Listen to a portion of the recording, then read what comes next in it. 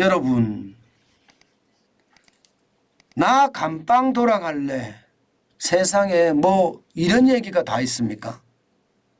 그런데 그게 현실입니다. 여러분 이거 한번 보실래요? 재소자 1인당 연간 수용비요. 3,100만 원이에요.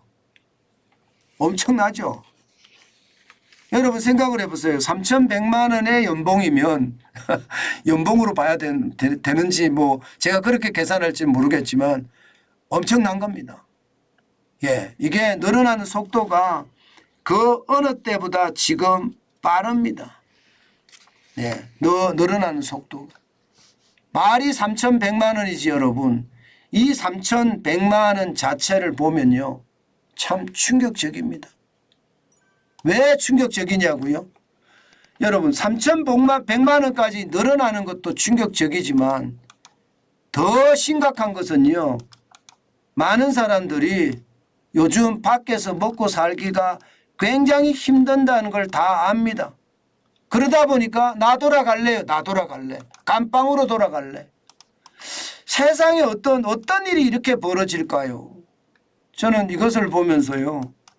참 우리나라도 전 세계적으로 봤을 때 굉장히 불쌍한 나라가 돼가고 있구나 이런 생각을 하게 됩니다. 여러분 한번 보세요. 재소자 1인당 연간 수용비가 얼마나 늘어나는지 아마 여러분들도 깜짝 놀라실 거예요.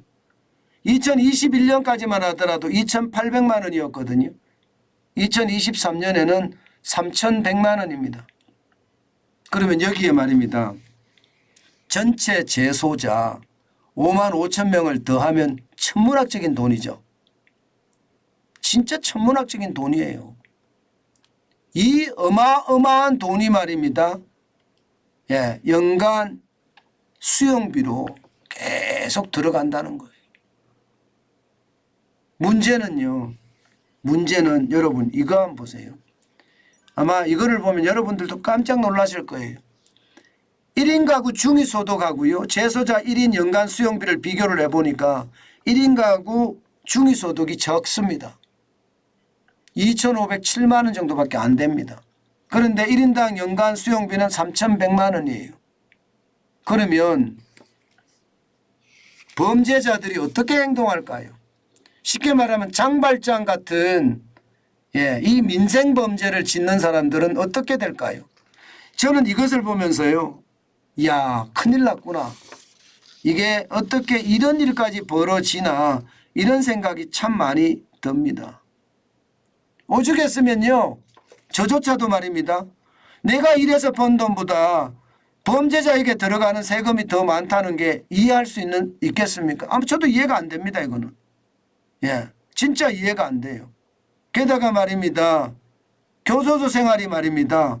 이게 교화의 목적으로 해야 되잖아요. 교화의 목적으로. 그런데 교도소 생활이 교화의 목적이 아니라 생활의 목적이 돼 간다는 야, 이게 막 참 심각한 일이 벌어지고 있는 거예요. 실제입니다, 여러분. 여러분 이거 한번 보세요. 단순 절도 재복용률입니다. 쉽게 말하면 단순 절도했다가 장발장 같은 범죄예요. 다시 들어가는 사람이 얼마나 많은지. 2012년만 하더라도 40.3%밖에 안 됐는데요. 2021년에는요. 50.9%입니다. 둘 중에 하나는 다시 들어간다는 거예요. 빨리빨리. 실제로 둘 중에 하나는 빨리빨리 들어간다는 이야기예요. 이게 말이 되나요? 예. 생활교에 시달리니까 차라리 교도소에 가면요. 범죄자가 될지언정 새끼 밥은 여유롭게 먹을 수 있고 생활도 여유롭게 할 수 있다. 이렇게 생각한다는 거. 이것은 어떻게 생각하면 굉장히 저는 충격적이라고 생각합니다. 실제 말입니다. 다시 교도소로 돌아가기 위해서 불을 내는 사람도 있습니다. 지난 2월에 전북 남원에서 그런 일이 있었는데요. 60대 한 사람이 자기 집에다 불을 질렀어요. 자기 집에다. 그래서 조사를 했더니 하는 말이 교도소에 가고 싶어서 그랬다. 이렇게 이야기하고요.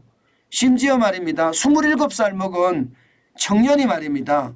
대전시 유성구에서 편의점에서 직원을 흉기로 협박했어요. 그래서 현금을 뺏으려고 했다고 합니다.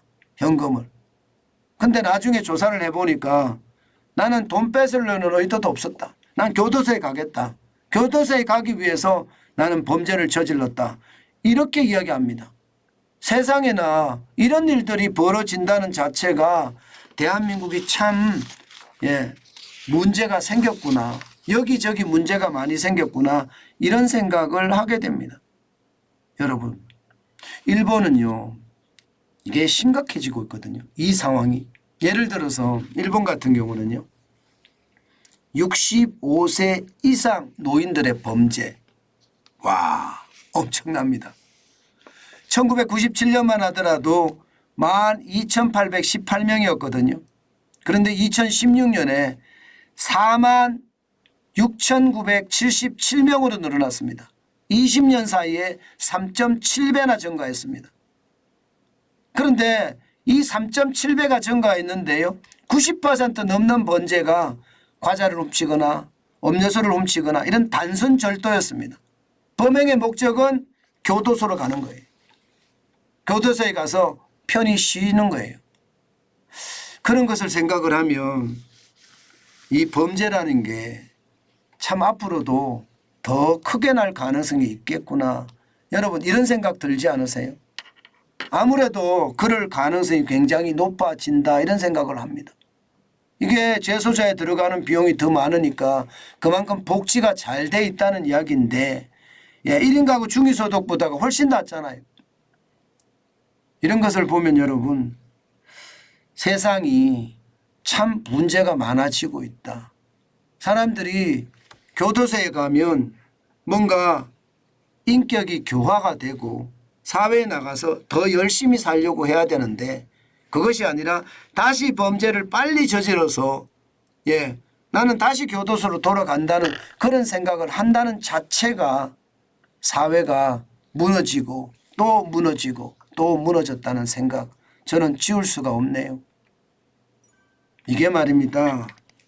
국가라는 그 자체는요. 바로 이런 것을 정책적으로 바로잡는 것.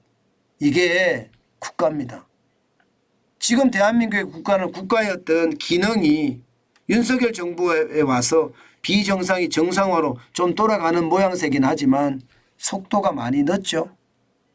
제발 내 권력을 지키려고 하고 내로남불의 어떤 행태를 보이는 것 빨리 그만둬야 됩니다. 우리 사회가 이렇게 병들어가고 있는데 국가 지도자라는 사람들은 아랑곳하지 않고 나만 생각한다는 게 안타깝기 거지없습니다.